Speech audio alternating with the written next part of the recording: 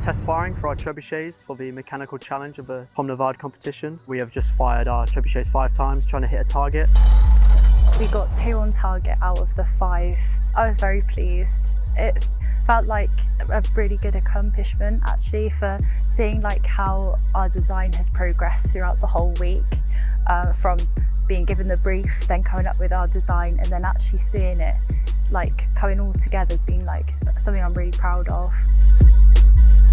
We were asked about our design choices and all of our decision-making skills inside of the competition. We had a lot of sketches and a lot of calculations that we could show them and explain about.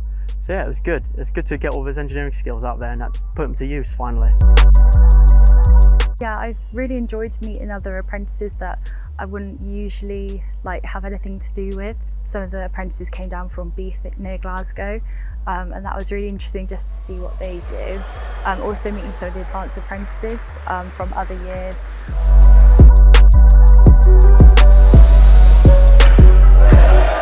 Oh yeah, it's great. So I've been meeting everyone from all different schemes, all different years. I've had people give me advice on the degree apprentice moving forward. So hopefully it'll be a bit better next year so I can use that what they taught me.